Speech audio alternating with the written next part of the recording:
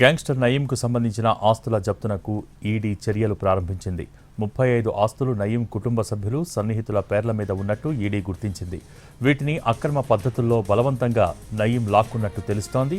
తర్వాత తన బినామీ పేర్లు మీద రిజిస్ట్రేషన్ చేయించినట్టు ఈడీ గుర్తించింది. 2022 మార్చిలో నయీం ఆస్తులపై మనీ లాండరింగ్ కేసు నమోదు చేసింది ఈడీ. అప్పటి ఐటీ అధికారులు సిట్ సమాచారంతో ఈసీఐఆర్ నమోదు చేసింది. హసీనా బేగం, తహీరా బేగం, సలీమా బేగం, అబ్దుల్ సలీం, అహేలా బేగం, సయ్యద్ నిలోఫర్, ఫిర్దౌస్ అంజుమ్, మహమ్మద్ ఆరిఫ్, హసీనా కౌసర్ పేర్ల మీద ఆస్తులు రిజిస్టర్ చేసినట్టు దర్యాప్తులో గుర్తించింది ఈడీ. దీంతో బినామీ చట్టం ప్రకారం ఈ ఆస్తులను అటాచ్ చేయాలని ఈడీ నిర్ణయించింది.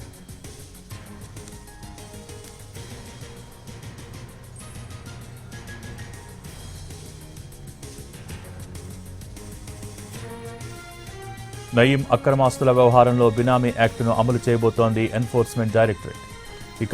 ఇప్పటికే నయీం అక్రమ బినామీ ఆస్తులను గుర్తించిన ఈడీ కుటుంబ సభ్యులు, నయీం బినామీలకు నోటీసులు పంపించింది.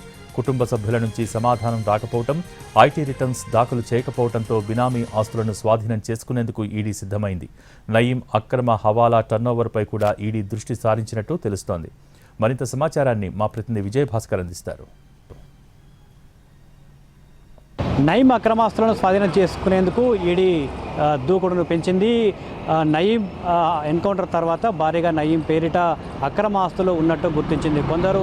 కొన్ని ఆస్తులు తన బినామీ పేరిట ఉంచితే మరికొన్ని ఆస్తులు తమ సమీప బంధువుల పేరిట ఉన్నట్లు సిట్ తన దర్యాప్తులో తేల్చింది. ఈ నేపథ్యంలోనే ఎవరైతే బంధువులు ఉన్నారో వాళ్ళందరికీ కూడా నోటీసులు ఇప్పటికే జారీ చేశారు. ఈడీ ఇచ్చిన నోటీసులపై వారి నుంచి స్పందన రాకపోవడంతో ఈడీ దూకుడు పెంచింది. ఆ ఆస్తులన్నీ కూడా స్వాధీనం చేసుకునేందుకు రంగం సిద్ధం చేస్తున్న పరిస్థితి ఉంది. 2016 ఆగస్టులో నయీం ఎన్కౌంటర్లో చనిపోయాడు. ఎన్కౌంటర్లో చనిపోయిన తర్వాత అతని పేరిట వేల కోట్ల రూపాయల అక్రమ ఆస్తులు ఉన్నట్లు అప్పుడు సిట్ గుర్తించింది.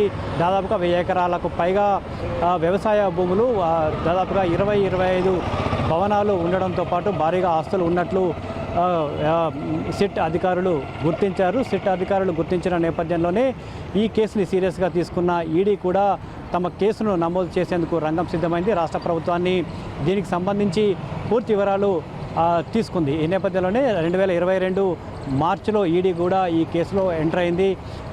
నయీం సంబంధించిన అన్ని అక్రమ ఆస్తులను గుర్తించింది. దానిపై పూర్తి స్థాయిలో దర్యాప్తు చేపట్టింది. ఎవరైతే బినామీ పేర్లలో ఉన్న ఆస్తులను కూడా ఈడీ గుర్తించింది. మరోవైపు నయీం సంబంధించిన సమీప బంధువుల పేరిట నయీం సంపాదించిన అక్రమాస్తులన్నీ కూడా ఉంచినట్లు, వాళ్ళ పేరు మీద రిజిస్ట్రేషన్ చేసినట్లు గుర్తించిన నేపథ్యంలోనే వారందరికీ కూడా కొద్ది కాలం క్రితం ఈడీ నోటీసులు జారీ చేసింది. ఈడీ నోటీసులకు సమీప బంధువులు ఎవరు కూడా స్పందించకపోవడం, ఈ ఆస్తులు తమకు సంబంధించినవే అని ఎవరు కూడా ముందుకు రాకపోవడం, దానికి సంబంధించి ఐటీ రిటర్న్స్ కూడా దాఖలు చేయకపోవడంతో ఈడీ ఆ ఆస్తులన్నీ కూడా స్వాధీనం చేసుకునేందుకు రంగం సిద్ధం చేసింది. ఇందుకు సంబంధించి యాక్షన్ ప్లాన్ కూడా సిద్ధం చేసిందని చెప్పుకోవచ్చు. మరోవైపు నయీం సంపాదించిన ఆస్తులన్నీ కూడా ఎవరి పేరు మీద ఉన్నాయి, అవి ఎవరికి చెందబోతున్నాయి, వాళ్ళకి దీని వెనుక ఉన్న రాజకీయ నాయకులు ఎవరు, అధికారులు ఎవరు అనే కోణంలో ఈడీ దర్యాప్తు కూడా కొనసాగుతుంది.